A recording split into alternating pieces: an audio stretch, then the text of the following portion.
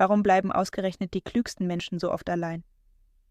Während andere sich scheinbar mühelos auf Beziehungen einlassen, ziehen sie sich zurück, treffen Entscheidungen bewusst gegen eine Partnerschaft und wirken dabei nicht verzweifelt, sondern fast zufrieden. Vielleicht hast du das selbst schon erlebt. Du bist wach, klar, tiefgründig.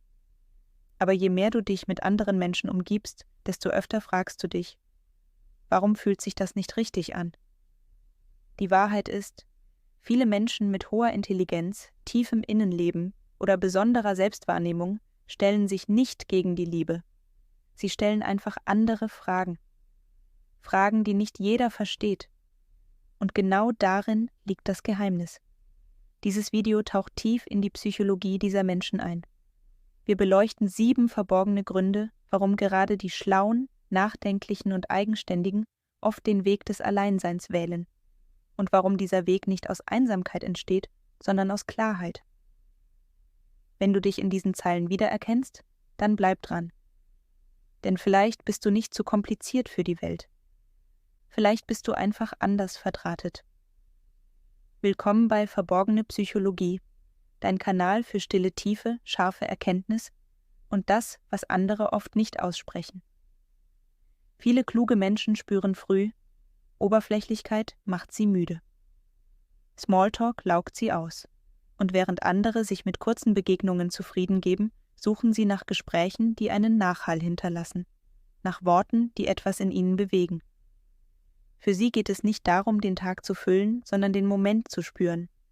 Sie wollen wissen, was jemanden wirklich antreibt, welche Fragen ihn nachts wach halten, was ihn berührt, wenn niemand zusieht. Doch diese Sehnsucht nach Tiefe ist selten leicht zu stillen, denn sie trifft auf eine Welt, die oft schnell, laut und pragmatisch ist. Eine Welt, die lieber antwortet als fragt, die lieber ablenkt als verbindet. Und so entsteht eine leise Enttäuschung. Man redet, aber nichts davon berührt wirklich. Viele dieser Menschen ziehen sich dann zurück. Nicht aus Arroganz, sondern aus Erschöpfung. Weil es Kraft kostet, in Gesprächen zu suchen, was andere gar nicht bereit sind zu geben. Und je öfter sie das erleben, desto leiser wird ihr Wunsch nach Nähe. Und desto größer wird die Ruhe, die sie in sich selbst finden. Sie lernen, dass sie niemanden brauchen, um sich verstanden zu fühlen. Sie tragen die Tiefe, die sie suchen, bereits in sich. Doch genau das macht sie für viele schwer zugänglich. Denn wer so denkt, stellt hohe Fragen, aber lässt sich selten auf halbe Antworten ein. Und so bleiben viele kluge Menschen allein, nicht weil sie niemanden brauchen, sondern weil sie auf jemanden warten, der wirklich zuhört. Viele Menschen fürchten sich vor dem Alleinsein. Intelligente Menschen hingegen finden darin oft genau das, was ihnen Halt gibt.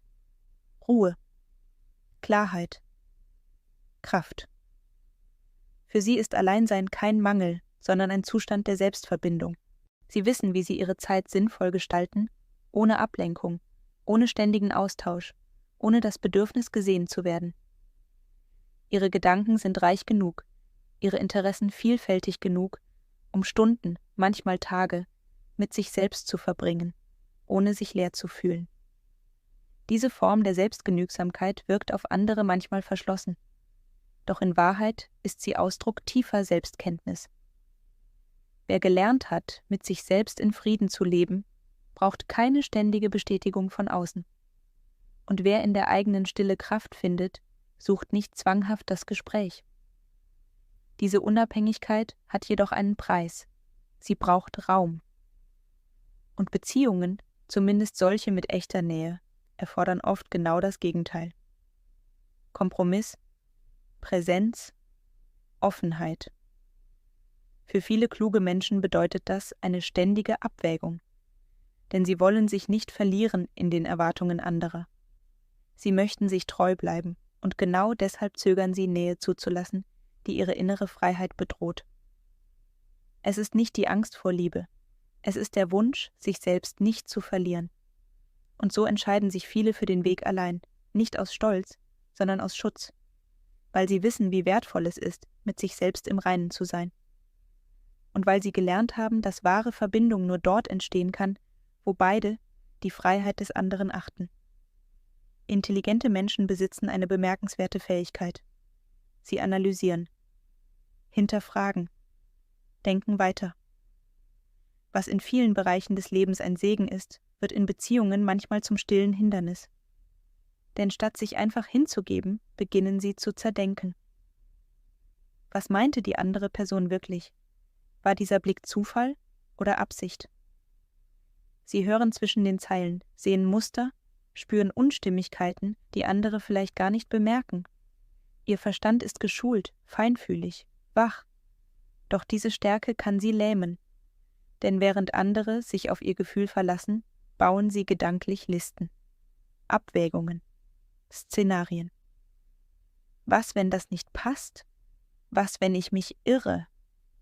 Und so vergehen Chancen, nicht weil das Gefühl fehlt, sondern weil die Analyse zu lange dauert. Das Herz klopft vielleicht, doch der Kopf spricht lauter.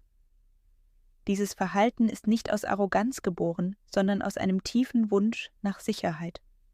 Sie möchten verstehen, bevor sie sich öffnen, Klarheit haben, bevor sie sich einlassen. Doch in der Liebe gibt es keine Garantien. Analytische Menschen wollen nicht verletzt werden. Sie glauben, Kontrolle schützt. Doch Gefühle lassen sich nicht kontrollieren, nur erleben. Und genau hier liegt der innere Konflikt. Zwischen dem Wunsch nach Nähe und der Angst vor Kontrollverlust. Zwischen dem Bedürfnis zu fühlen und dem Drang, alles zu begreifen. Manchmal muss man einen Schritt wagen, ohne zu wissen, wie er ausgeht. Manchmal reicht es, den Moment zu spüren, statt ihn zu bewerten. Für den Verstand mag das schwer sein. Für das Herz ist es der einzige Weg, sich wirklich einzulassen. Intelligente Menschen haben eine klare Vorstellung davon, was sie wollen und was nicht. Ihre Ansprüche entstehen nicht aus Überheblichkeit, sondern aus Bewusstheit. Sie kennen ihren Wert. Sie wissen, was ihnen wichtig ist. Und sie wünschen sich eine Verbindung, die diesen Werten entspricht. Oberflächliche Gespräche, inkonsequentes Verhalten, emotionale Spielchen, all das schreckt sie ab. Sie suchen Tiefe, Authentizität, Reife. Doch genau diese hohen Standards können einsam machen, denn sie lassen wenig Raum für Kompromisse. Ein fast passend reicht ihnen nicht. Ein könnte vielleicht funktionieren, ist zu wenig. Sie wollen nicht jemanden, der da ist, sondern jemanden, der wirklich passt. Das führt oft zu langen Phasen des Alleinseins. Nicht, weil sie nicht lieben könnten, sondern weil sie lieber warten, als sich mit weniger zufrieden zu geben. Doch darin liegt ein Dilemma. Denn Perfektion gibt es nicht. Und wer zu lange sucht, verpasst vielleicht das Wertvolle, nur weil es nicht gleich vollkommen erscheint. Die Herausforderung liegt in der Balance. Wie viel Idealismus ist gesund und ab wann wird er zur Schutzmauer? Manche Menschen setzen hohe Standards nicht nur, um Qualität zu sichern, sondern auch, um sich vor Verletzungen zu schützen. Denn wenn niemand gut genug ist, muss man sich auch nicht öffnen. Doch echte Nähe entsteht nicht aus Idealen, sondern aus Echtheit. Aus zwei Menschen, die bereit sind, sich zu sehen, mit allem, was sie sind. Vielleicht geht es nicht darum, jemanden zu finden, der perfekt ist, sondern jemanden, bei dem man sich traut, unperfekt zu sein. Für viele intelligente Menschen ist der Weg klar. Sie haben Ziele, Träume, Projekte, eine Vision, die sie antreibt. Und oft verlangt diese Vision alles. Sie investieren Zeit, Energie und Konzentration in ihre Entwicklung. Sie lernen, planen, erschaffen. Sie wollen etwas aufbauen, das Bestand hat. Etwas, das sie selbst erfüllt und vielleicht auch die Welt ein Stück besser macht. In diesem intensiven Streben bleibt oft wenig Raum für Beziehung. Wer sich traut, nicht alles erklären zu müssen, sondern einfach zu fühlen, findet nicht nur Verbindung, sondern auch Freiheit. Für viele hochintelligente Menschen ist Unabhängigkeit kein bloßes Ideal. Sie ist ein innerer Kompass, ein Zustand, in dem sie sich sicher fühlen, ein Schutzraum, den sie sich selbst geschaffen haben. Sie entscheiden gern selbst, treffen klare Wahl und tragen dafür die Verantwortung. Das gibt ihnen das Gefühl von Kontrolle, von innerer Stabilität, von Freiheit. Doch genau diese Freiheit scheint bedroht, wenn eine Beziehung ins Spiel kommt. Denn Liebe bringt Nähe. Und Nähe bedeutet immer auch sich öffnen, sich abstimmen, manchmal sich verändern. Und das macht Angst. Nicht, weil sie nicht lieben können, sondern weil sie befürchten, sich selbst in der Beziehung zu verlieren. Viele fürchten, dass eine Partnerschaft Kompromisse verlangt, die ihre Autonomie untergraben, dass sie Erwartungen erfüllen müssen, die sie von ihrem inneren Weg abbringen. In dieser Angst liegt oft ein Missverständnis, denn wahre Liebe nimmt nicht. Sie gibt. Sie schafft Raum, statt ihn zu nehmen. Sie will Nähe, ohne Besitz. Doch wer Unabhängigkeit mit Isolation verwechselt, wird jede Form von Verbindung als potenzielle Gefahr empfinden und sich lieber zurückziehen, bevor er sich zu sehr hingibt. Der Weg hinaus beginnt mit einer neuen Perspektive. Liebe muss kein Entweder-Oder sein. Sie kann ein Miteinander sein, in der Nähe und Freiheit gleichzeitig existieren dürfen. Wenn wir erkennen, dass echte Verbindung nicht unsere Freiheit raubt, sondern sie erweitert, wird aus Angst Vertrauen und aus Rückzug eine neue Form von Nähe. Es gibt Menschen, die gehen ihren Weg leise, die denken tief, fühlen viel und sagen wenig. Sie brauchen keine laute Bühne, kein ständiges Feedback, keine endlosen Gespräche, um sich lebendig zu fühlen. Was sie brauchen, ist Raum. Raum zum Denken. Raum zum Sein. Wenn du zu diesen Menschen gehörst, dann hast du vielleicht oft gehört, dass du zu wählerisch bist, zu unnahbar, zu unabhängig. Vielleicht hast du dich sogar gefragt, ob mit dir etwas nicht stimmt, weil du allein bist, während andere längst angekommen scheinen. Doch die Wahrheit ist, es ist nichts falsch mit dir.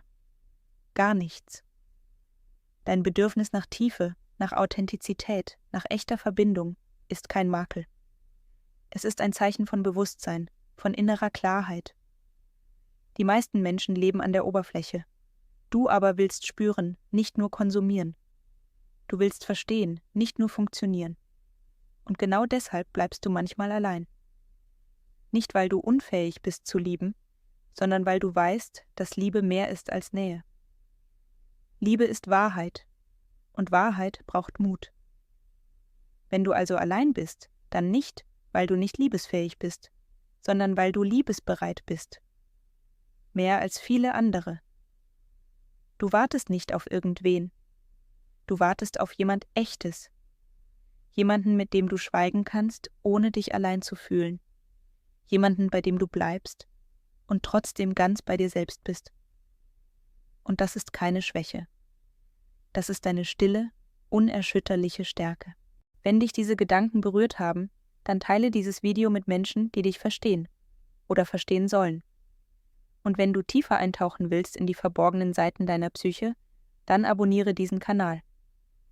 Denn manchmal beginnt Veränderung nicht mit großen Worten, sondern mit einem leisen Gedanken, der bleibt.